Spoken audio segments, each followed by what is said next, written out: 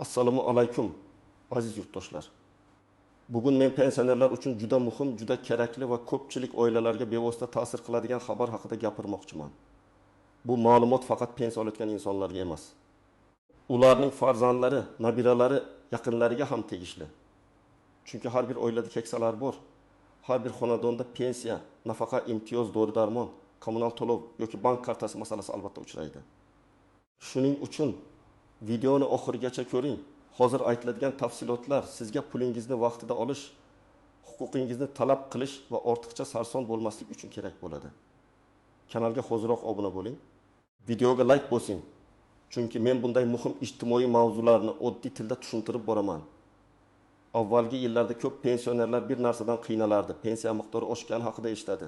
Lekin kimga qancha qo'shilishi, qachondan boshlab to'lanishi, qayta hisob-kitob avtomatik bo'ladimi yoki ariza berish kerakmi? Buni aniq bilmaydi. Natijada odamlar mahalla, bank, pensiya bo'limi, pochta yoki tanish-bilishdan har xil gap eshitib adashib qolardi. Kimdir hammaniki o'shadi deydi. Kimdir faqat ayrim toifadagilarniki o'shadi deydi. Yana kimdir ariza bermasang olmay qolasan deb qo'rqitadi. Men bugun shu chalkashlikni tartib bilan tushuntirib beraman. Eng yaxshi xabar shundaki, pensionerlar uchun ijtimoiy himoya masalasi tobora ko'proq raqamlashtirilmoqda va ko'p jarayonlar avtomatik ko'rinishga o'tyapti. Bu degani ayrim holatlarda pensioner har safar idora yurib, bir xil ma'lumotnomalarni qayta olib borishi shart bo'lmay qoladi. Pensiya tayinlash, qayta hisoblash, to'lovni karta orqali olish, ayrim imtiyozlardan foydalanish, dori-darmon yoki moddiy yordam bo'yicha ma'lumotlarni tekshirish ancha qulaylashmoqda. Lekin men bu yerda juda muhim narsani aytaman. Avtomatik degani pensioner umuman qiziqmasin, tekshirmasin.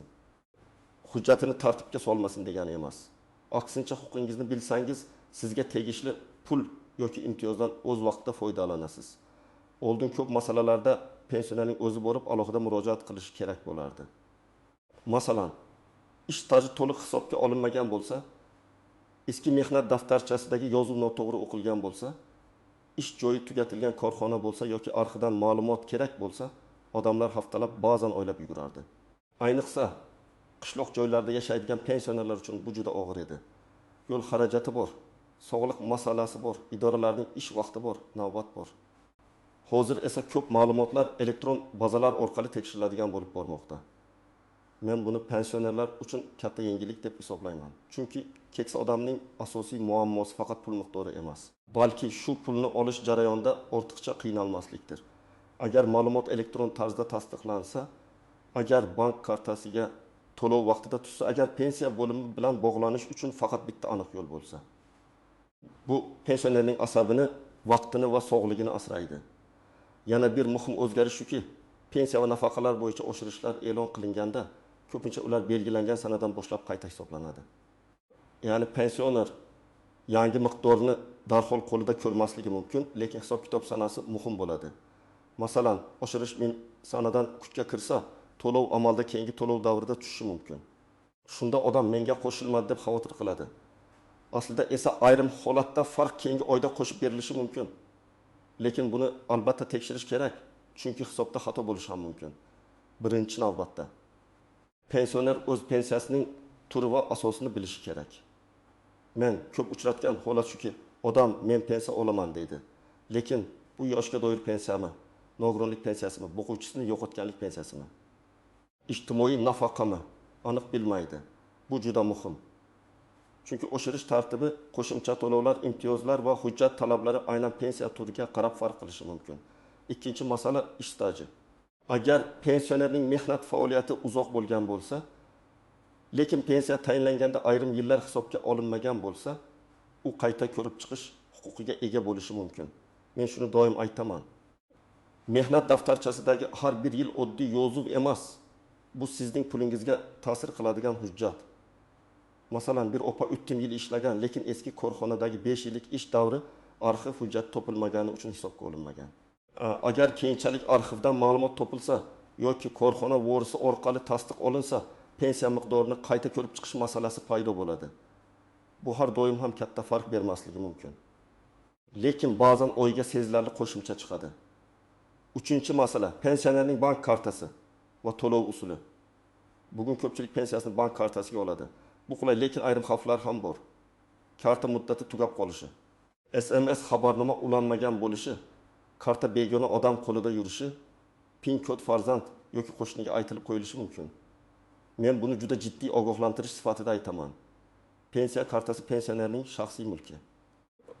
Uni men sizga olib beraman degan har qanday odamga topshirib qo'yish to'g'ri emas. Farzand yordam berishi mumkin. Albatta, lekin nazorat pensionerning o'zida yoki ishonchli qonuniy vakilda bo'lishi kerak. Agar pensionerning pensiyasi muntazam tushayotgan bo'lsa, karta ishlayotgan bo'lsa, pensiya miqdori oxirgi oshirishdan keyin to'g'ri ko'paygan bo'lsa, hujjatlarda ism, familiya, tug'ilgan sana, pasport yoki ID ma'lumotlarida xatolik bo'lmasa, u holda vahimaga tushishga hojat yo'q. Bunday holatda asosiy vazifa oddiy: har oy tushgan summani tekshirish, karta muddatini nazorat qilish. Telefon raqami o'zgarsa, bank va tegishli idoralardagi ma'lumotni yangilash. Masalan, bir otaxon har oyning 5 sanasida pensiya oladi. Oldin 1 million 200 ming so'm olgan, oshirishdan keyin 1 million 320 million so'm tushgan. Karta muddati hali 2 yil bor. SMS xabarnoma keladi, bank ilovasidan farzandi bilan birga tekshiradi. Bunday vaziyatda qo'shimcha yugurish kerak emas. Lekin otaxon har oy chek yoki SMSni saqlab qo'ysa, keyin biror farq bo'lsa, isbot qilish oson bo'ladi. Endi kimlar ehtiyot bo'lishi kerakligini aytaman. Birinchi toifa: pensiya tayinlanganda ish staji to'liq hisobga olinmagan deb o'ylaydiganlar. Agar siz men falon yillarda ishlaganman, lekin o'sha davr pensiyamga kirmagan deb bilsangiz, buni shunchaki gap darajasida qoldirmang. Mehnat daftarchangiz, eski ish joyingizdan ma'lumotnoma, arxiv hujjati, buyruq nusxasi, ish haqi haqida ma'lumotlarni yig'ing. Ba'zan bitta hujjat ham pensiya hisobini o'zgartirishga sabab bo'lishi mumkin. Ikkinchi toifa: pensiya miqdori keskin kam yoki kutilganidan past bo'lganlar. Masalan, ikki qo'shni deyarli bir xil yoshda.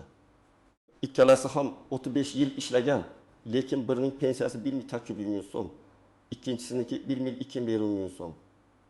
Albatta, ish haqi, staj, imtiyozli davrlar, to'langan badallar, ish turi farq qilishi mumkin. Lekin farq juda katta bo'lsa, tekshirishga arziydi. Men qo'shningizniki bilan solishtirib janjal qiling demayman. Men o'zingizning hisob kitobingizni tushunib oling deyapman. Uchinchi toifa: nogironligi bo'lgan pensionerlar va parvarishga muhtoj keksalar. Bu yerda faqat pensiya emas, qo'shimcha ijtimoiy yordam, dori-darmon, reabilitatsiya vositalari, parvarish bilan bog'liq masalalar ham bo'lishi mumkin. Oila a'zolari bunday insonlarni yolg'iz tashlab qo'ymasligi kerak. Agar pensioner ko'zi yaxshi ko'rmasa, yura olmasa yoki hujjatlarni tushunishda qiynalsa, farzandlari unga yordam berishi, lekin uning huquqini o'zlashtirmasligi lozim. Birinchi misolni olaylik. Olimimiz takas yoshli ayol 25 yil maktabda ishlagan, keyin takas yil uyda nabiralariga qaragan. U pensiya olayotganiga 7 yil bo'lgan. Keyin bilib qoladiki, maktabda ishlagan ayrim yillari hujjatda noto'g'ri yozilgan. Familiyasi turmushdan oldingi familiya bilan, keyingi hujjatda turmushdan keyingi familiya bilan ketgan. Natijada o'sha davrni tasdiqlashda muammo chiqqan. Agar u nikoh guvohnomasi, mehnat daftarchasi va arxidan tasdiq hujjatini olib borsa, masala qayta ko'rib chiqilishi mumkin. Bu yerda eng muhim nuqta: ism, familiya o'zgarishi bo'lgan ayollarda hujjatlar zanjiri to'liq bo'lishi kerak. Ikkinchi misol: 2 yoshli otaxon zavodda ishlagan, zavod keyinchalik yopilgan. U korxona yo'q, demak hujjat ham yo'q deb o'ylaydi. Aslida ko'p hollarda yopilgan korxonalarning hujjatlari arxivga topshiriladi yoki huquqiy voris tashkilotda saqlanadi.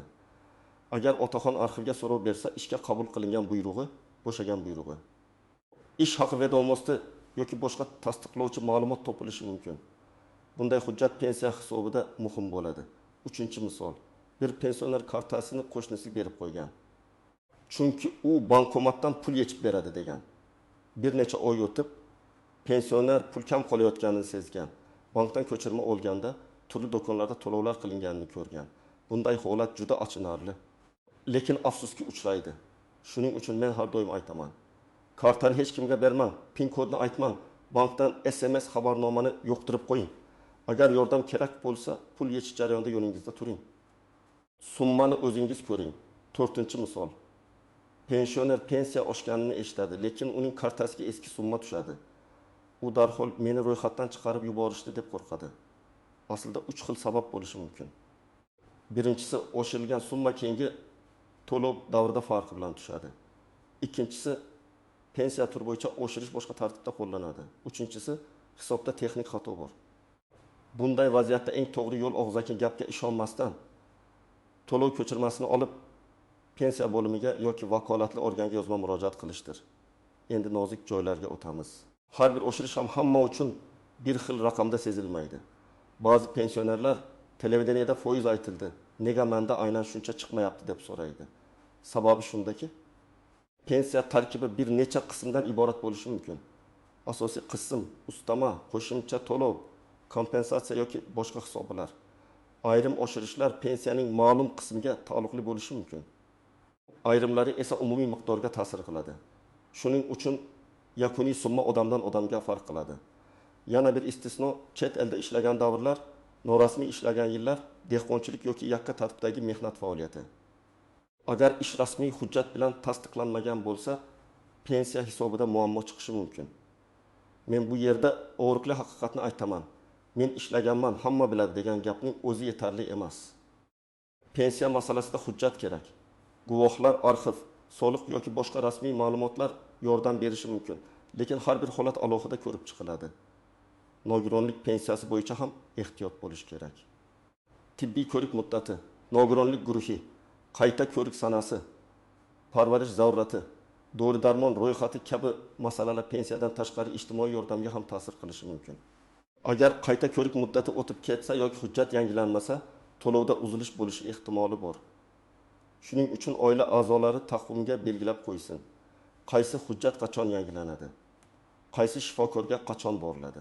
Qaysi ma'lumotnoma qachon tugaydi? Eng katta xatolardan biri bu og'zaki gapga ishonish. Kimdir navbatda turib, endi bunday bo'libdi deydi. Kimdir internetda eski xabarni tarqatadi. Kimdir qo'shib aytadi. Pensionerlar esa xavotirga tushadi.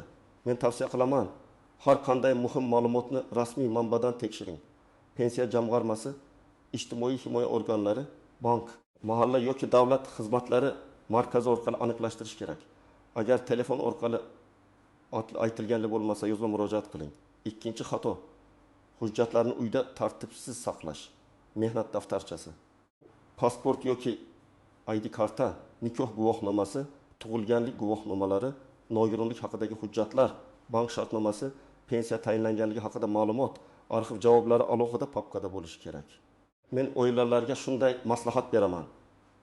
Pensionerning hujjatlari uchun bitta aniq papka tayyorlang. Har bir hujjatning nusxasini ham saqlang. Telefon orqali suratga olib qo'yish ham foydali, lekin asl hujjat yo'qolmasligi shart. Uchinchi xato: karta va telefon raqamini nazoratsiz qoldirish. Bugun ko'p xizmatlar telefon raqamiga bog'langan. Agar pensionerning bank kartasi bir raqamga, davlat xizmatlari boshqa raqamga, farzandining telefoni 3-raqamga ulangan bo'lsa, keyin tasdiqlash kodlari, xabarnomalar va murojaatlar chalkashib ketadi.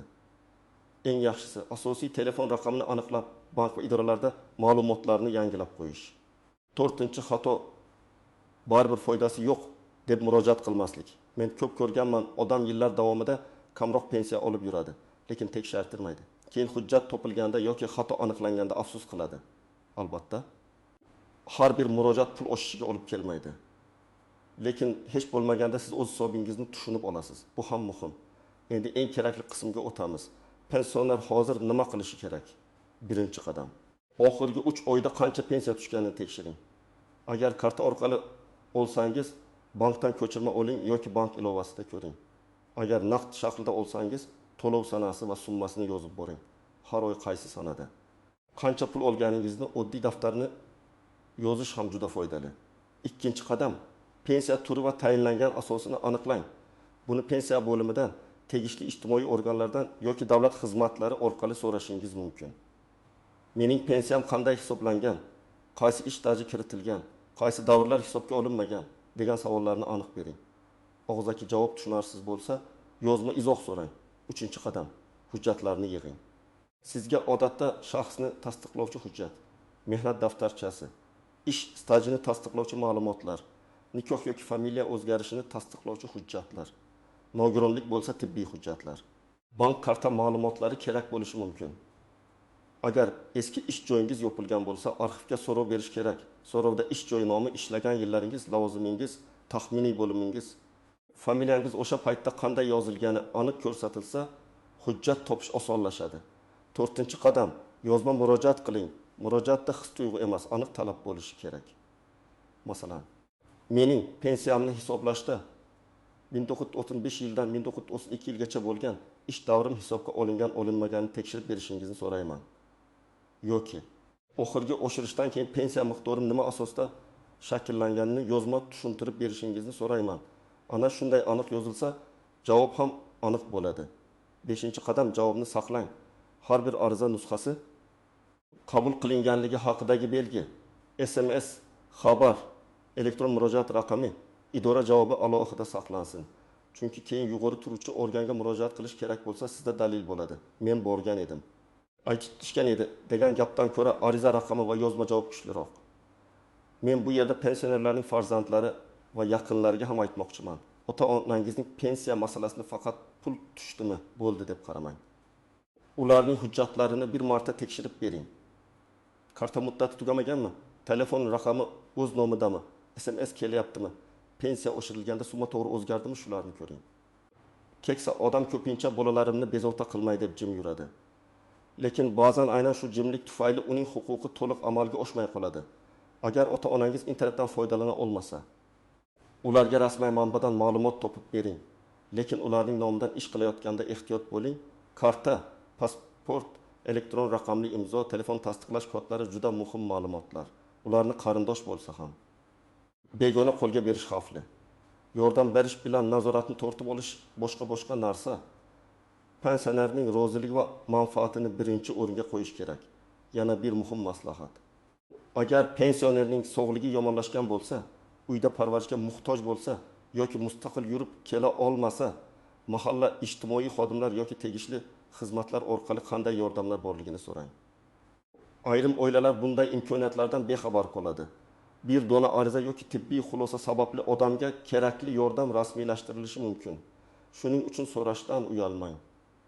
Agar pensiya miqdori, staj, qayta hisoblash yoki to'lov bo'yicha savol bo'lsa, avvalo hududingizdagi pensiya bilan shug'ullanuvchi vakolatli bo'limga murojaat qiling.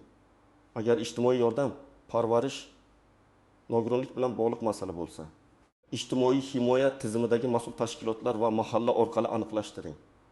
Agar karta pul yechish, SMS xabarnoma, karta muddati, noto'g'ri yechimlar bo'yicha savol bo'lsa, bankka murojaat qiling. Agar hujjatlar eski korxona yoki ish stajiga tegishli bo'lsa, arxivga so'rov beriladi. Davlat xizmatlari markazlari ham ko'p hollarda yo'l ko'rsatishi mumkin. Elektron xizmatlardan foydalana oladigan farzandlar esa My.Donkov, Uz kabi rasmiy portallar orqali ayrim ma'lumotlarni tekshirishi yoki murojaat yuborishi mumkin. Lekin men yana qaytaraman, shubhali havolalarga kirmang. Pensiyangiz oshdi, karta raqamingizni yuboring degan xabarlarga ishonmang. Hech bir rasmiy tashkilot sizdan karta PIN kodini yoki SMS kodini so'ramaydi. Murojaat yozishda oddiy, aniq va hurmatli tilda yozing. Men falonchi, falon manzilda yashayman. Menga tayinlangan pensiya miqdorini qayta tekshirib berishingizni so'rayman. Sababi, mening fikrimcha, falon yillardagi ish stajim hisobga olinmagan bo'lishi mumkin. Ilova sifatida mehnat daftarchasi nusxasi va arxiv ma'lumotnomasini taqdim etyapman. Shunday yozilsa, masala tushunarli bo'ladi. Agar oshirish bo'yicha savol bo'lsa. Oxirgi pensiya oshirilganidan keyin mening pensiya miqdori qanday hisoblanganini, qaysi sanadan boshlab qo'llanganini va farq to'lov mavjud yoki mavjud emasligini yozma tushuntirib berishingizni so'rayman. Mana shu jumla ko'p chalkashlikni hal qiladi. Chunki siz umumiy gap emas, aynan hisob kitobni so'rayapsiz. Agar bank kartasida muammo bo'lsa, falon sanalarda kartamdan amalga oshirilgan operatsiyalar bo'yicha ko'chirma berishingizni va men tan olmagan operatsiyalarni tekshirishingizni so'rayman. Bu ham muhim. Bankka imkon qadar tez murojaat qilish kerak. Chunki vaqt o'tgan sari pul harakatini qaytarish yoki tekshirish qiyinlashishi mumkin.